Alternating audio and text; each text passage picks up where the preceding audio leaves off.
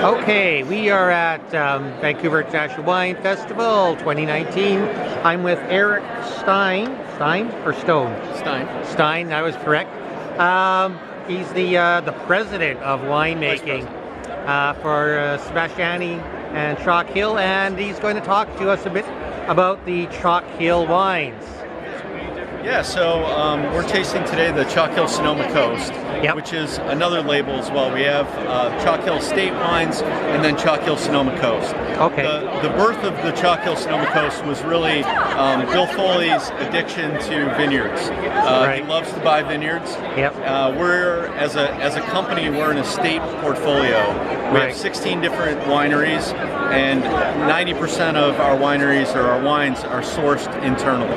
So we grow a little over 3,200 acres of vines between Santa Barbara and Oregon. Wow. Okay. And so a lot of farming. Yep. And the Chalk Hill Sonoma Coast was a particular vineyard. We bought a 350-acre vineyard in the Sonoma Carneros region of Sonoma County. So known for its cool climate, Chardonnay and PInot Noir. We didn't really have a home for the fruit from that vineyard when he first bought it, and that was the birth of the Chalk Hill Sonoma Coast. So most of this wine is produced down from the Carneros region. There is a little bit of kick out from actual Chalk Hill State. Okay, can you bring the bottle up here? We'll take a shot of it here.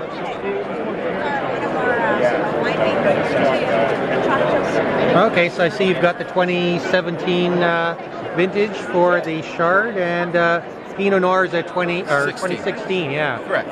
And basically, this wine is, it only sees about 20% new barrel. So by contrast, we look at this as the Burgundian foil to the Chalk Hill State, which is much more California in style. Yeah, so it's 100% barrel fermented, whereas this is 20%. I assume French oak if it's a Burgundian style. It is. And this one, again, it's only that barrel portion actually goes down into barrel, whereas 100% of the estate wine goes down into barrel.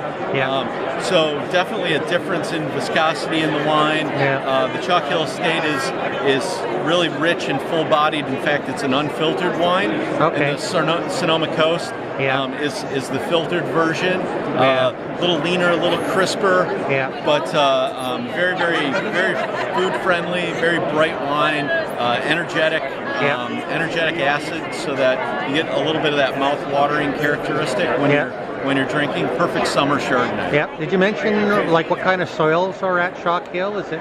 So Chalk Hill is known for that really that white. They call it chalk, right? But it's predominantly calcium.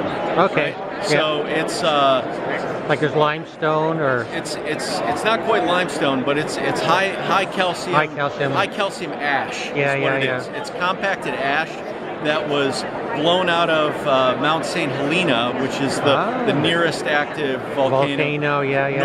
Just northeast of the property. So about 3 million years ago, that when Mount St. Helena erupted, it dropped about 8 feet worth of ash over the entire region. And in some areas more than others, it was deeper, and the Chalk Hill region in particular, it's become this compacted, high calcium white soil. So, and the Pinot Noir likes that. The vines like that kind of soil as well. Yeah. So what's interesting about high calcium soils is they don't have to be very rich in nutrient, because the high calcium allows for nutrient uptake very, very readily. And so the soils can be relatively light in vigor, but the vines do quite well. And it also doesn't allow them to get too vigorous, right? That's a lot of problem in valley farming in California, is the fact that the soils can be a little too deep, a little too rich, and the vines don't really focus in on the fruit. They want to grow leaves more than they want to grow grapes, right? And so, in particular, also what helps us is for the Sonoma Coast portion, that Sonoma Carneros region that we're in is very, very cool. And so the vines get off to a really slow start. They really don't get through bud break until into May.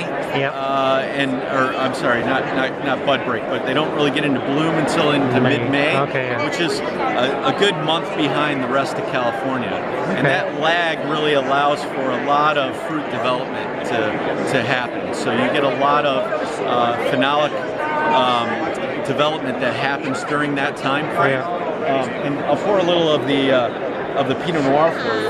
Okay. I know, I'm going to come back.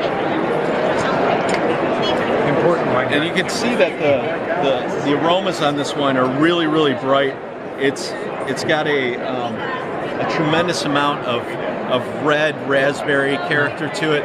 Yep. Very typical Pinot Noir, right? And that happens because of those cool growing climates. Yep. If you grow Pinot Noir in a warmer climate, it loses all of those high tone red fruit characteristics. Yep, that's right. Yeah, that you're tasting here. Tastes more plummy, or that's right. Would I say sometimes it tastes almost like a Merlot if it gets too hot? That's exactly it. Yeah. So this is much more typical Burgundian style Pinot Noir. Yep. No, I like it. Yeah. Beautifully flavorful, very expressive, and again, we go very, very lean on the oak on this as well, because we love the bright red fruit character, and that doesn't really lend itself to being able to hold a lot of barrel whiskey lactones and different components from I definitely like the style. I love the flavor. Tannins from the oak. Yeah. Correct.